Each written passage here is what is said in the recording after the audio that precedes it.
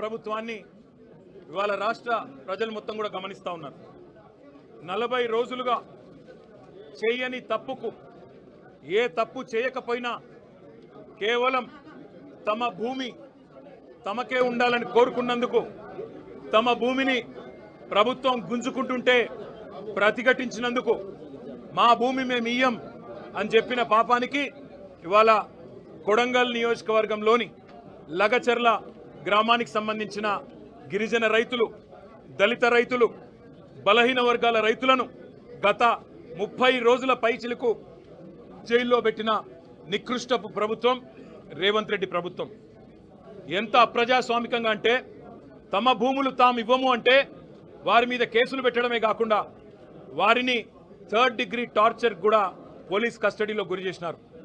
అక్కడ ఉండే ఎస్పీ గారికి వీడియో కాల్ చేసి వాళ్ళని కొడుతుంటే ఆయన అక్కడ తిరుపతి రెడ్డి గారు, ఎస్పీ గారు చూసి ఆనందించేలాగా కరెంటు షాకులు పెట్టి 3rd డిగ్రీ టార్చర్ చేసి వాళ్ళని హింస పెట్టింది రేవంత్ రెడ్డి ప్రభుత్వం. ఎంత నికృష్టమైన ప్రభుత్వం అంటే ముఖ్యమంత్రి సొంత నియోజకవర్గంలో రైతులు 35 రోజులుగా జైళ్లలో ఉంటే అది సబ్జెక్ట్ కాదట, అది చర్చనీయాంశం కాదట. కానీ పర్యాటక రంగానికి సంబంధించి చర్చ పెడతానంటున్న సన్నాసి రేవంత్ రెడ్డిని నేను అడుగుతా ఉన్నా, నీకు మనసుందా? నీకు హృదయం ఉందా?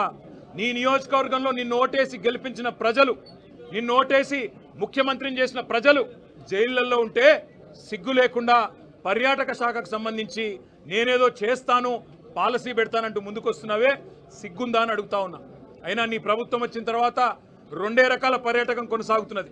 ఒకటేమో ఢిల్లీ పర్యాటకం, ఎక్కే విమానం దిగే విమానం తప్ప ₹1 కూడా వచ్చింది లేదు. సంవత్సర కాలంగా ముఖ్యమంత్రి 30 సార్లు ఢిల్లీ పోయినాడు, మంత్రులు 70 సార్లు పోయినారు.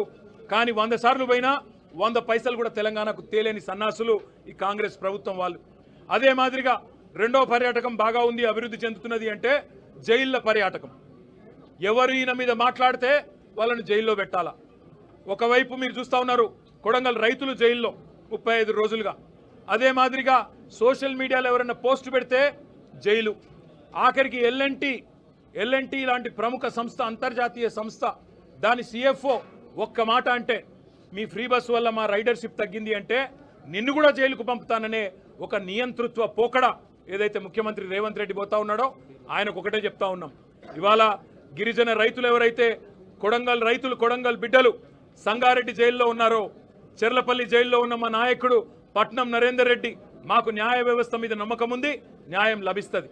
మేము శాసనసభ వేదికగా ముఖ్యమంత్రిని ఒకటే అడుగుతున్నాం, నీ అయ్య జాగీరా తెలంగాణ, నీ అయ్య జాగీరా కొడంగల్, భూమి ఇయ్యా, నా సొంత భూమి నేను ఇయ్యా అంటే జైల్లో పెట్టేందుకు ఎవరు నువ్వు? నియంతవా, రారాజువా, చక్రవర్తివా? ఏమనుకుంటున్నావు నీకు నువ్వు? ప్రజాస్వామ్యంలో అత్యున్నత వేదిక శాసనసభ.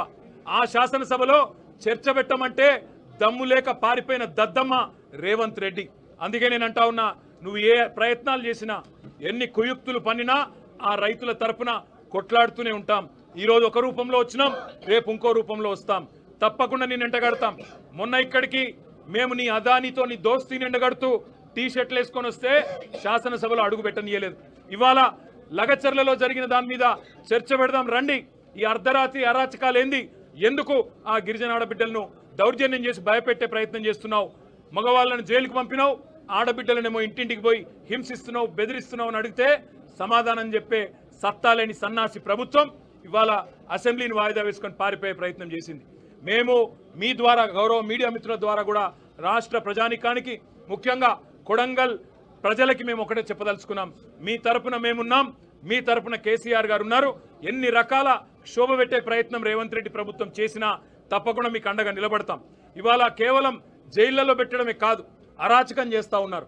ఈ రోజు కూడా లగచర్లలో ఫార్మా విలేజ్ అనే ప్రతిపాదనను వెనుకకు తీసుకున్నట్టుగా తీసుకొని మరొక వైపు పారిశ్రామిక కారిడార్ పేరిట భూములు గుంజుకునే ప్రయత్నం చేస్తూ ఉన్నారు. అక్కడ ఉండే కుటుంబ సభ్యులను, రైతుల కుటుంబ సభ్యులను బెదిరించే ప్రయత్నం చేస్తూ ఉన్నారు. ఇంకా కొంతమంది ఎవరైతే పరారీలో ఉన్నారో వారిని ఇంకా కూడా వేధిస్తూ ఉన్నారు, వారి కుటుంబ సభ్యులను బెదిరిస్తూ ఉన్నారు. ఈ రాష్ట్రంలో జరుగుతున్నది ఒక ప్రజాస్వామ్య ప్రభుత్వమా లేక ఒక నియంత ప్రభుత్వమా, ఒక అరాచక ప్రభుత్వమా అనేది మేము అడుగుతా ఉన్నాం. శాసనసభ వేదికగా తప్పకుండా ఈ ప్రభుత్వాన్ని నిలదీస్తాం. నిజాలు బయటికి వచ్చేంత వరకు ఈ లగచర్ల ఎందుకు జరిగింది, అసలు అనుముల తిరుపతి రెడ్డి కనుసన్నల్లో అక్కడ పోలీసులు ఎందుకు నడుస్తున్నారు, అనుముల తిరుపతి రెడ్డి కనుసన్నల్లో అక్కడ అధికారులు ఎందుకు పనిచేస్తున్నారు, ఒక రాజ్యాంగేతర శక్తిగా రేవంత్ రెడ్డి అన్న అనుముల తిరుపతి రెడ్డి అక్కడ ఎట్లా ఊరేగుతున్నాడు 200 మంది పోలీసులను పెట్టుకునే విషయాన్ని రాష్ట్ర ప్రజల దృష్టికి తప్పకుండా తీసుకొస్తాం. కొడంగల్ రైతన్నలకు, కొడంగల్ గిరిజన బిడ్డలకు మేము ఒకటే విజ్ఞప్తి చేస్తా ఉన్నాం, న్యాయస్థానం మీద తప్పకుండా మనందరికీ విశ్వాసం ఉంది, న్యాయం లభిస్తుంది. ఇప్పటికే మీరు 35 రోజులు శిక్ష అనుభవించినారు, మీకు తప్పకుండా న్యాయం లభిస్తుంది, మీరు భయపడవద్దు. కేవలం కొడంగల్ ఒకటే కాదు, ఇవాళ మా జహీరాబాద్ ఎమ్మెల్యే మాణిక్రావు గారు చెప్తా ఉన్నారు, అక్కడ న్యాల్కల్లో కూడా గొడవ జరుగుతూ ఉంది, అక్కడ కూడా రైతులు మేము భూములు ఇవ్వమంటున్నారు, కానీ అక్కడ కూడా బలవంతంగా గుంజుకునే ప్రయత్నం జరుగుతూ ఉంది. అసలు ఈ పరిస్థితి ఎందుకు వచ్చింది ప్రభుత్వం ఆలోచన చేసుకోవాలి. 14,000 ఎకరాలు గత ప్రభుత్వం సేకరించి పెడితే దాన్ని రద్దు చేసి తిరిగి రైతులకు ఇస్తామని చెప్పింది మీరు, ఫార్మాసిటీ వద్దని చెప్పింది మీరు, ఫార్మాసిటీ రద్దు చేస్తున్నాం రైతులకు భూములు ఇస్తాం అని ఆనాడు కందుకూరులో యాచారంలో తిరిగి చెప్పింది మీరు. ఇవాళ ఇటు హైకోర్టును మోసం చేస్తున్నారు, అటు రైతులను మోసం చేస్తున్నారు, జైళ్లలో పెట్టి వారి కుటుంబ సభ్యులను బెదిరించే అప్రజాస్వామిక పనులు చేస్తూ ఉన్నారు. తప్పకుండా మీ భరతం రాష్ట్ర ప్రజలు పడతారు, ముఖ్యంగా రాష్ట్ర రైతులు పడతారు. అప్పటిదాకా తప్పకుండా మీ తరపున బీఆర్ఎస్ పార్టీ పోరాడుతూనే ఉంటుంది. వీళ్లకు రైతులకు జరిగిన అన్యాయాన్ని సరిదిద్దేదాకా, పెట్టిన అక్రమ కేసులు ఉపసంహరించుకునేదాకా, రైతులకు బేషరతుగా ముఖ్యమంత్రికి క్షమాపణ చెప్పి వదిలేదాకా, జైలు నుంచి విడుదలయ్యేదాకా వారి తరపున మా పోరాటం కొనసాగుతూనే ఉంటుంది. తప్పకుండా శాసనసభ జరిగినంత కాలం ఈ అంశం మీద రాష్ట్ర ప్రభుత్వాన్ని ఒత్తిడి తెచ్చైనా సరే తప్పకుండా సమాధానం రాబెడతాం. ఇవాళ పారిపోవచ్చు ఒక్కరోజు, రేపటి నుంచి ఎక్కడ పోతారో కూడా చూస్తాం. ఇవాళ మీరు నిజంగా ఒక మాట ఆలోచించండి, ఇంత ముఖ్యమైన సమస్య 40 రోజులుగా రైతులు వారు జైళ్లలో ఉంటే అందులో ఉన్న 3 ఆరోగ్య సమస్య వచ్చి హీరియానాయక్ అనే రైతు గుండెపోటు వచ్చి కంప్లైంట్ చేస్తే ఆయనను హాస్పిటల్కు పోలీస్ బండ్లు తీసుకురావడమే కాకుండా ఎంత అమానవీయంగా, ఎంత క్రూరంగా, ఎంత దుర్మార్గంగా ఈరోజు బేడీలు వేసి ట్రీట్మెంట్ చేస్తున్నారో ఇక్కడ చూడవచ్చని చెప్పి కూడా నేను విజ్ఞప్తి చేస్తా ఉన్నా.